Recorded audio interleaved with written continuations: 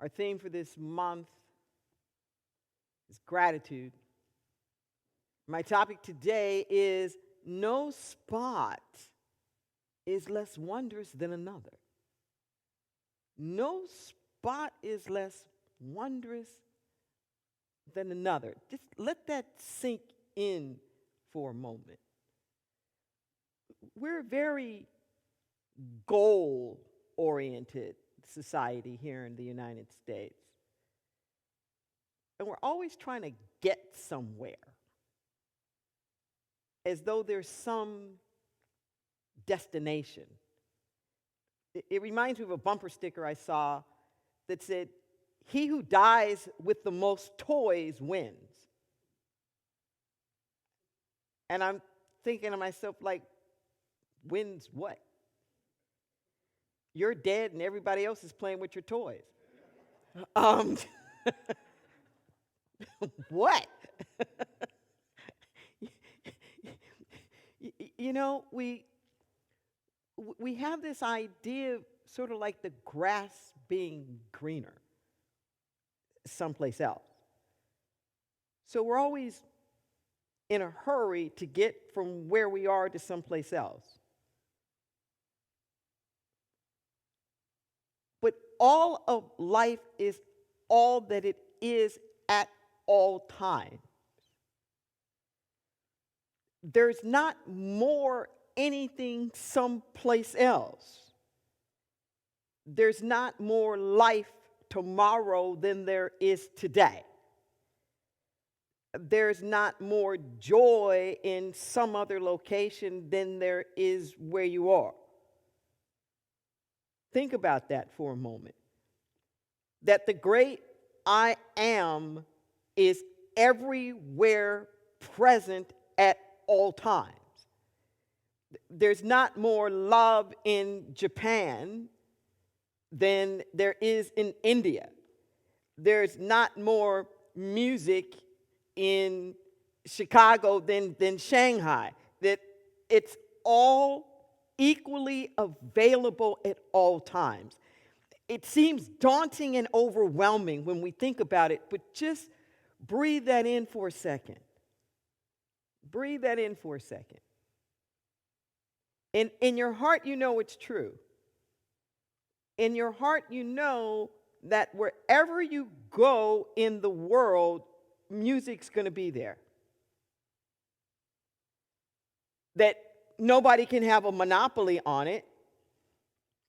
And if everybody was singing all over the world, you couldn't use the music up.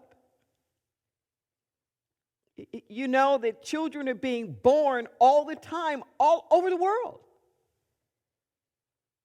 And you know that mothers are loving their newborns right where they are.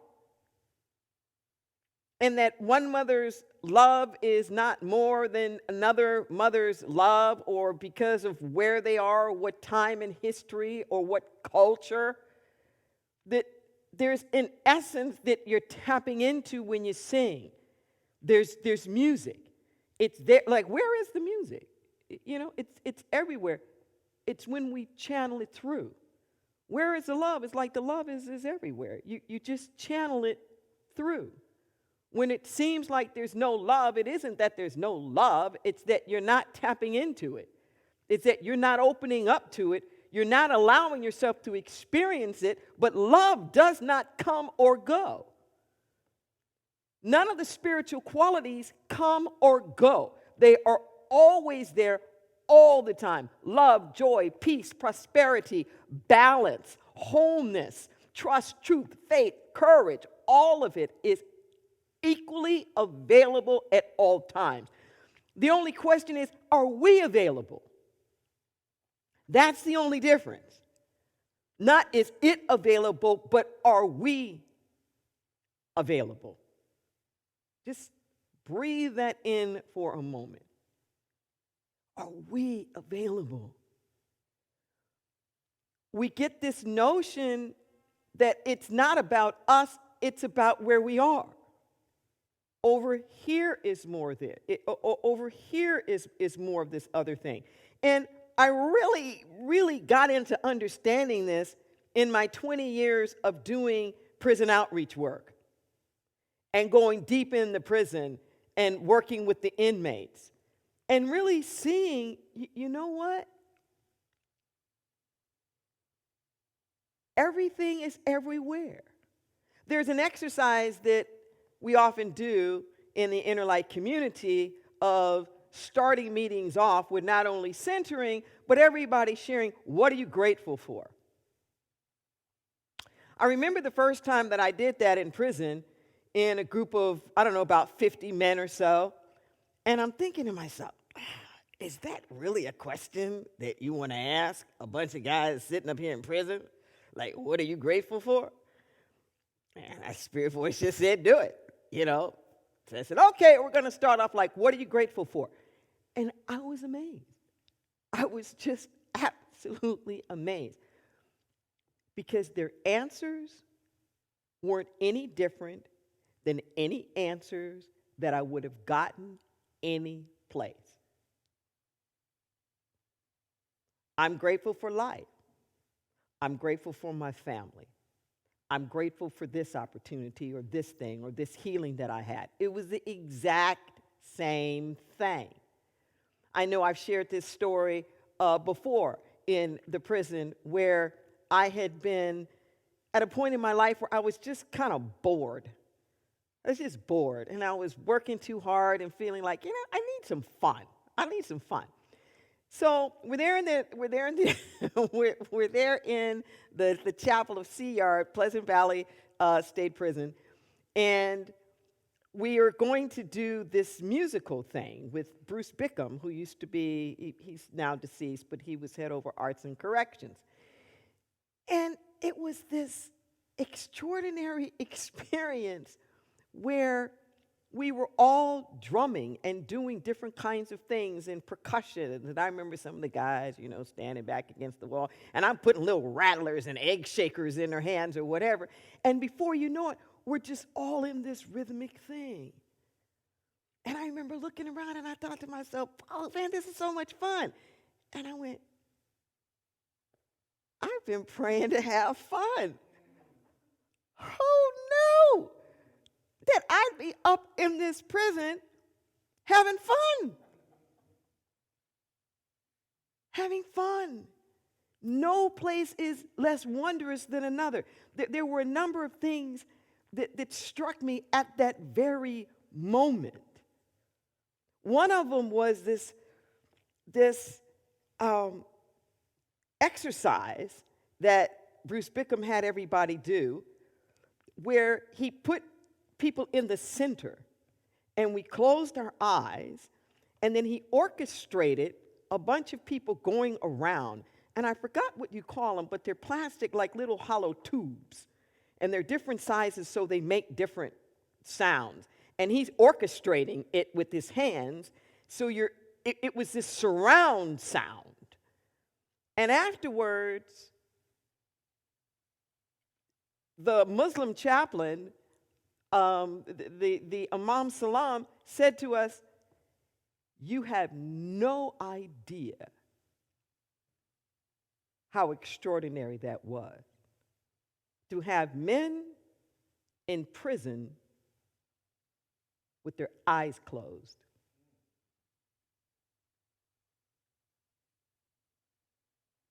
And he looked us dead in the eye and he said, for a moment, they forgot they were in prison.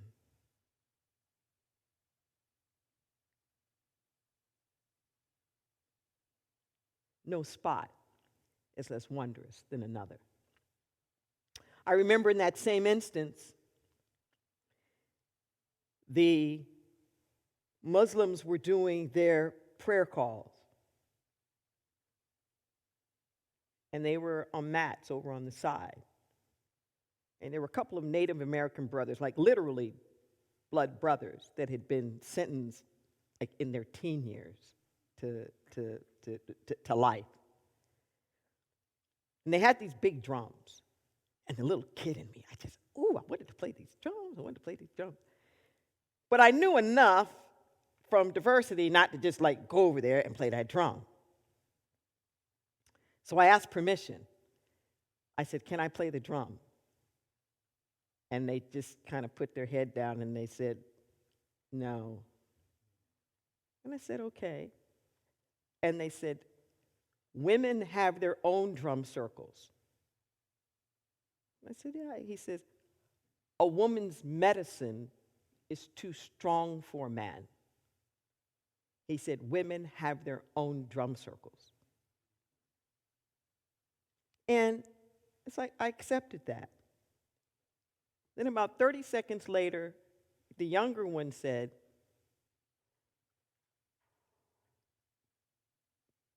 basically hearing, feeling, he said, we ask you not to play the drum. He said, because if you play the drum, if you play this drum, we'll probably get hurt.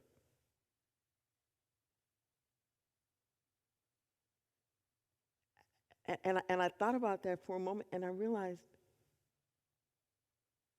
that was about, in its own inverted way, the most incredible compliment I'd ever received. That here these guys are in a male prison saying to me, a woman, you have so much power that if you play this drum, you're going to hurt us.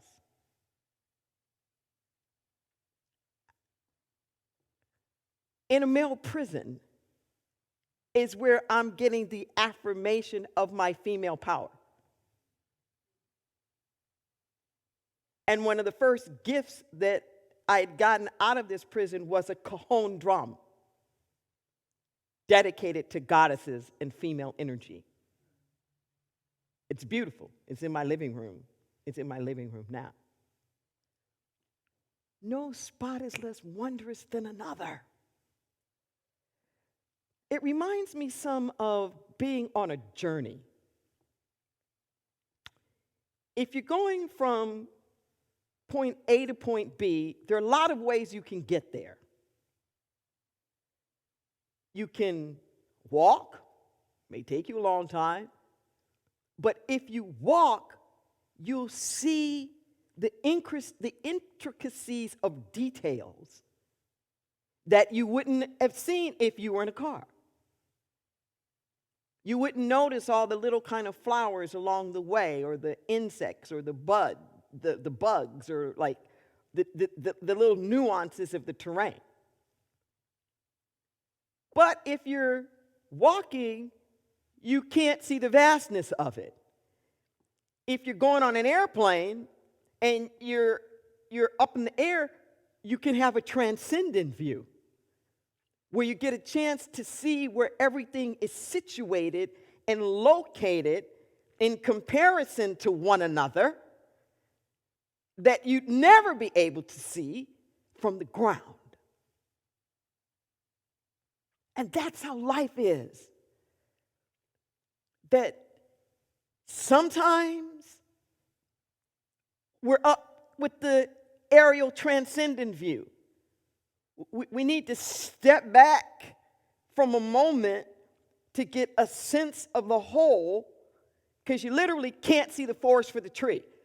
If you're walking around, you can really examine this tree. But if you're fixated on this tree, you're going to miss the forest. But if all you're looking at is the forest, you're not going to understand the individual trees. Each spot that you're in has its own information. Each spot that you're in has its own wonder. The senior practitioner training class now has been doing this exercise for the past few weeks, where we've been looking at spiritual qualities, and I have them ask the question, what does the quality do? To remind them that the spiritual qualities are not nouns that you chase after. They are energetic, vibratory fields of activity. So, peace is a verb. Faith is a verb. It's not something that you obtain. It's something that you be. It's something that you do. It's something that you become. So as you're looking at these spiritual qualities and saying, well, what does love do? Because you can never define exactly what it is, but it has markings. How do you know love is there? What is courage? You don't know what it is, but what does it do? When courage is around, what happens? You know, when courage is around, I'm able to face things that I might not have been able to face before. You know, when courage is around, I have a different set of priorities. My own little comfort zone and my own little fears get put aside for some kind of higher priority. You know, there's all these different things that happen when that courage is in fact activated. So the first assignment was they were taking the courage, not the courage, but they were taking the spiritual qualities and seeing where these spiritual qualities needed to show up a little more in the world. Because I say all the time that the only thing that ever needs to be healed is just the sense of separation. That's all that it is. Like we were talking about earlier in this message. It isn't that there's no love. It isn't that there's no music. You just may feel separate from it. You may not be feeling connected to it. But in order for you to experience it, you have to connect to it. You can't just look for it out there. You could see it out there, but you won't feel it unless you can resonate with it. So I had them first looking for these spiritual qualities out in the political, socio-political landscape right now. What do you see that needs to be amplified? Not missing, but what's vibrating at too low of a frequency? Whatever, unity, wholeness, justice, like whatever these things are. And then the next week, they were taking these spiritual qualities, and in their prayer work, they were applying it to their own life. And not just their own life, but they had to choose someone or something that they were having issues with and affirm this spiritual quality fully activated in both of you. Not a prayer for you and then a prayer for them, but whatever that is, the love that you think needs to happen in the world, the joy, the trust, the truth, the faith, the wholeness, the justice, the compassion, you pray that for yourself and you pray that for the people that you're having issues with, as it being fully activated in both of you simultaneously. And in this last week, they were taking those same spiritual qualities, and I asked them, take a look at those hard places in your life, those tough places in your life, and see what you learned about those spiritual qualities in those tough places. And invariably, it's always the same thing. The tough places are the classroom. The tough places are the laboratory. The tough places is when you really get to know that stuff and go deep with it. But if we have judgment about the tough places, and we're constantly dismissing the tough places, trying to get on to what we think are the good places, we can't remember the lessons. We can't remember what we've learned. We can't grow on it and build on it. No place is less wondrous than another. It may not be the lesson you want to learn, but we need to learn all of them. And only certain situations provide the environment to learn that lesson.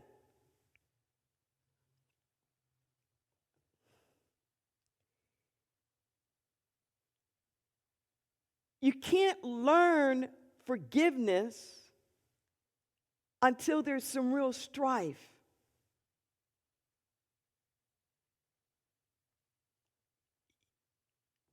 You won't know real peace until you experience peace when you're not happy.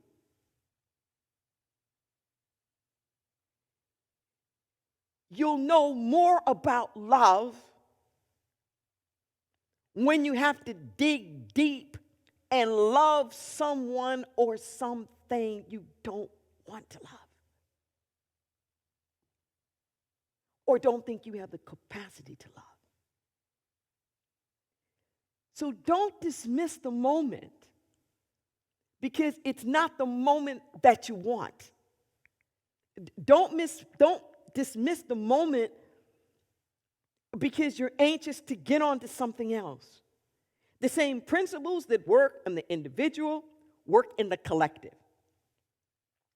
We are in one heck of a time right now.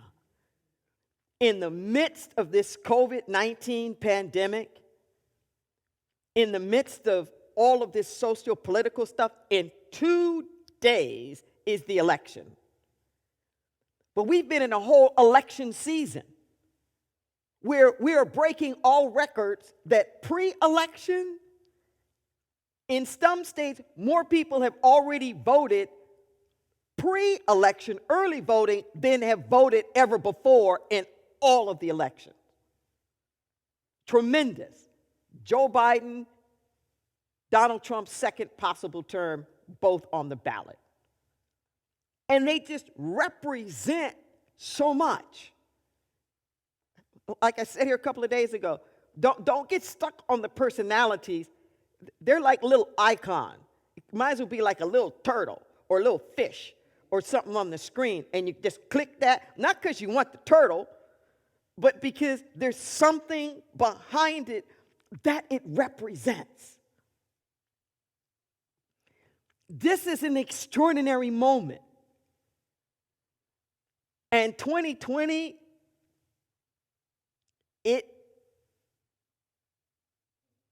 yeah.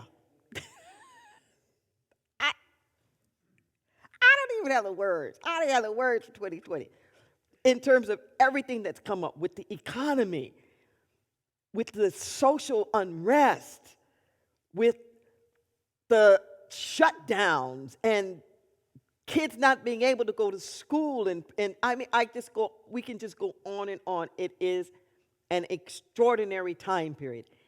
And be in it. Listen to what I'm saying. You can only move from where you are. We've got to be fully in it and exercise all of the power.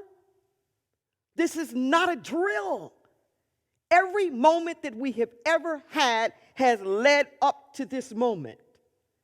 I can't think of another time in my entire life where the moment has not been more significant. Every moment has its something. Every moment is wondrous for its own reasons. And there are these moments, Buckminster Fuller used to call them the TrimTab moment. The TrimTab is this little gear that's up underneath the rudder of the boat. And it shifts the water a different direction that allows the boat to turn. And you don't need much. You don't need much. Just the slightest shift of that, and it puts you on a different trajectory. Just 1 or 2 degree shift will put you on a completely different trajectory. And that's where we are right now. This is a TrimTab moment.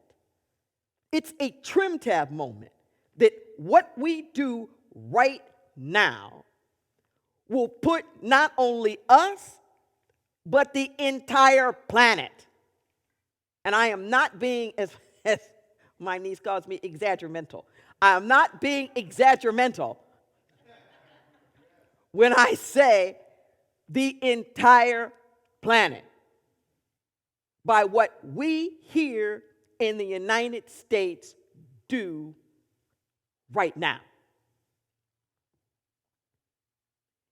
Seize that. Own it. Stand in it. Don't run from it. Yeah, we all are the anxiety of what's going to be the final answer. But don't just stay there. Be in it now. What can you do? What can you continue to do to show up in this TrimTab moment? What can you do? I know many of us have already voted. But are you helping somebody else to vote? Are you calling up and volunteering for phone banks? What are you doing?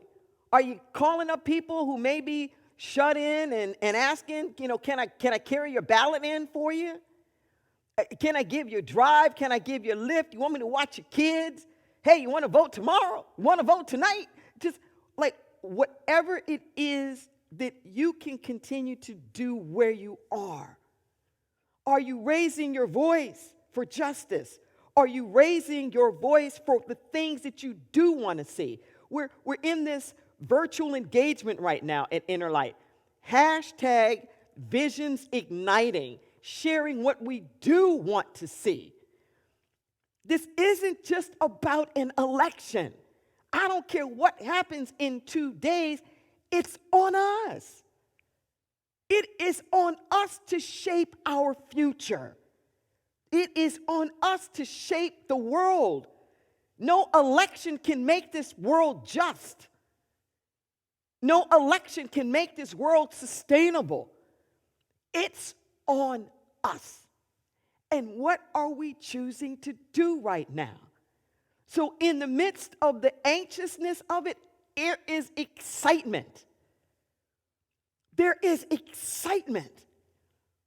Are you in? Are you in with the excitement? What are you choosing to see right now? What are you choosing to see? Do you see just the divisiveness, or do you see the unification?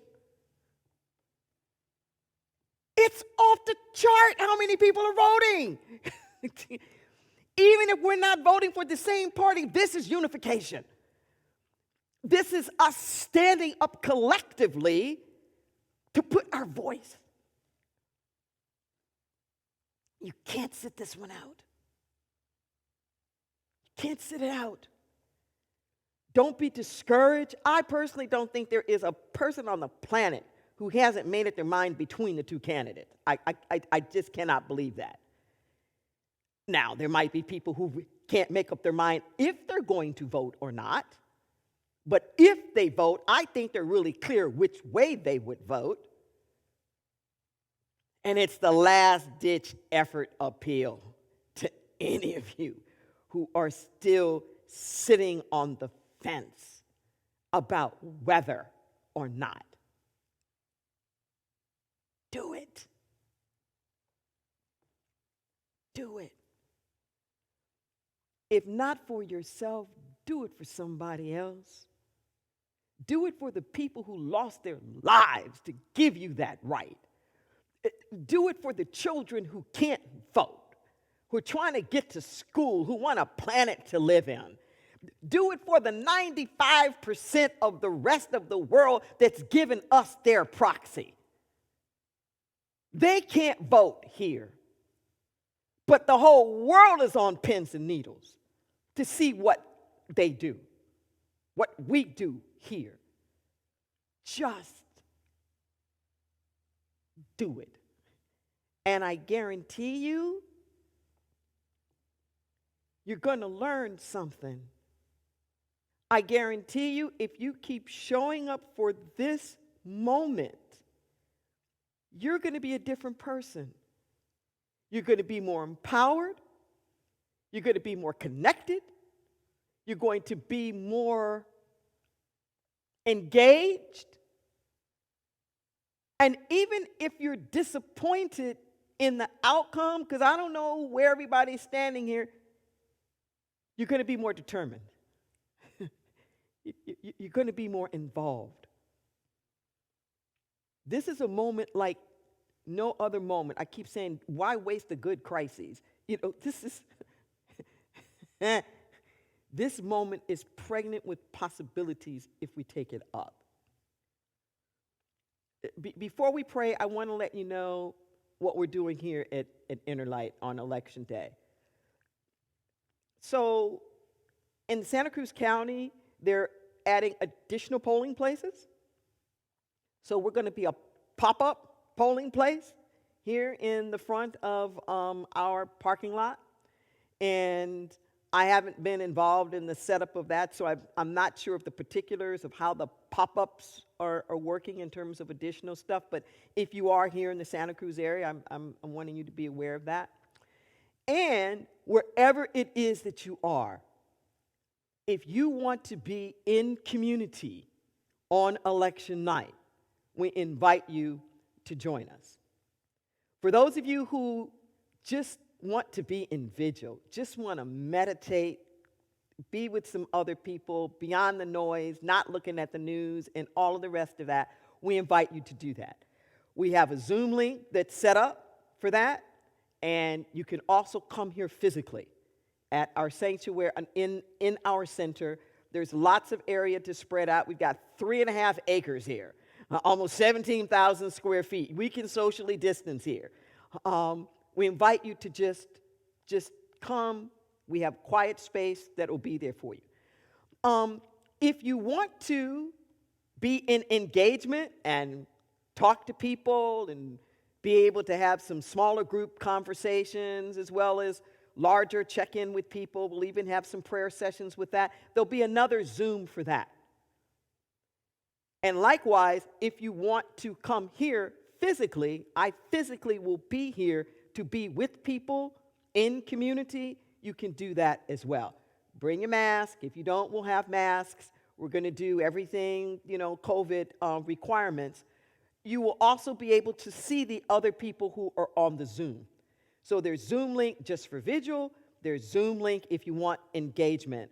And there'll be an in-person version of both of those. They're going to start at 6 p.m. That's Pacific time on Zoom and in person, and we're going to go up to 11 p.m. Pacific time. We're doing this in collaboration with our spiritual community down the street that we partner with often in social justice work, Temple Bethel. Rabbi Paula Marcus and I are working out some of the logistics here.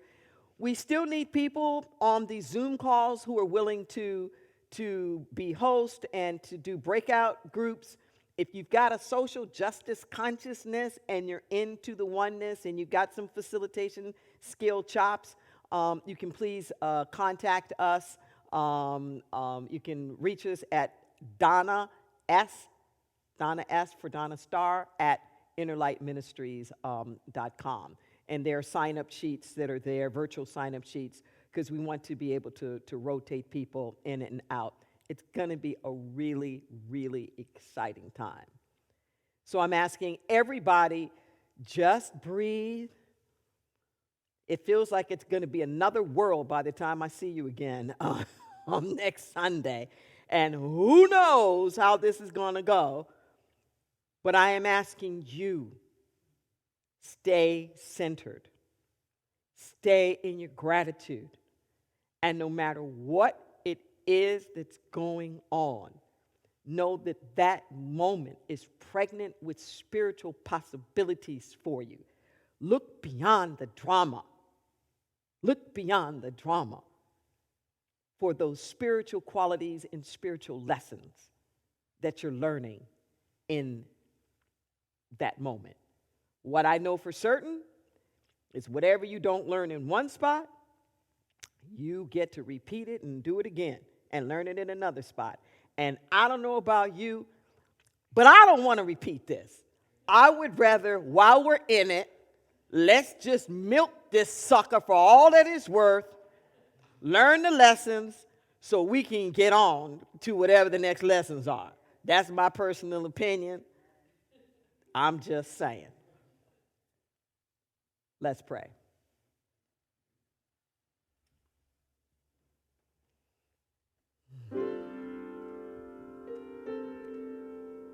We turn within in this moment.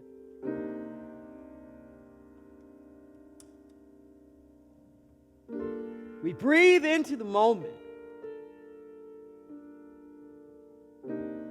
How magnificent. How great is this thing called life. What an honor and a privilege it is to be in it and a part of it. Thank you, Mother, Father, God, Spirit, by any name, still the same. Thank you for waking us up this morning. The opportunity to be here for such a time as this.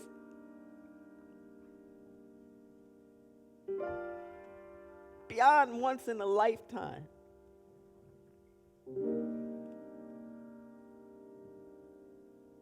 We surrender all. We surrender all. The ought tos, the shoulds, the hopes, the dreams, the expectations, the desires, the timetables, we lay them down. Right alongside the fears, the doubts, the concerns, the worries, the anxieties. We untether ourselves. We take these shackles off our feet so we can be, so we can rise, so that we can dance the dance of life. Create in us a clean heart, oh God, and renew a right spirit within us. It's all here. We just align with it. So in this moment right now, we align with right action. We align with divine order.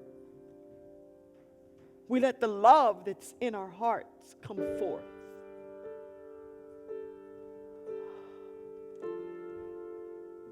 We love even the seemingly unlovely. We love the ones that we think we're in conflict with. We love the quote-unquote like other side. Because we know in the mind of God there's no red, there's no blue. There's only one of us here. And we have the courage to love each other.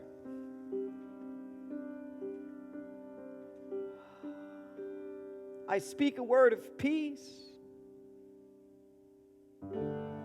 I speak a word of wholeness.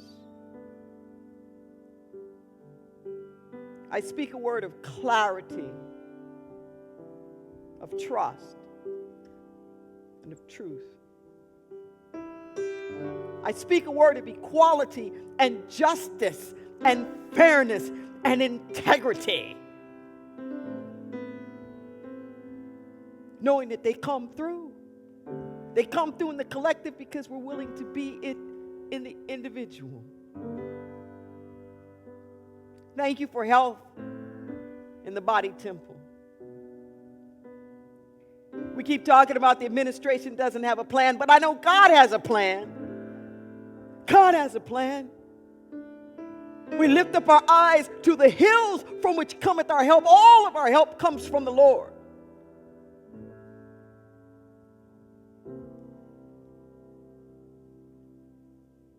The White House can't protect us.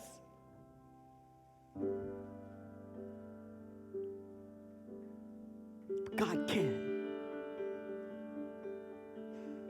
So in this moment right now, we dare to align with the divine. We pledge our allegiance to the only thing that is. We call forth the compassion. We call forth the sustainability. We call forth the prosperity, the sustenance. For all of those that are worried about how to put food on the table right now, if they're going to have a job, how do they keep their houses and their homes? We're knowing that God makes a way out of no way and responds to each and every individual need. And we say thank you. We stand in gratitude for that. Guide our steps. Guide our steps.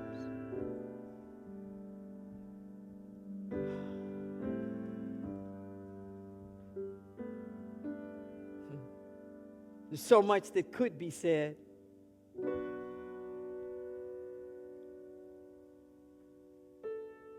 And yet I know there's just one answer to everything.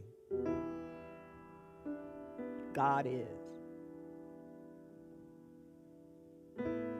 In that we live and we move and we have our being. We get out of the way. We allow it to be. And so it is. Amen.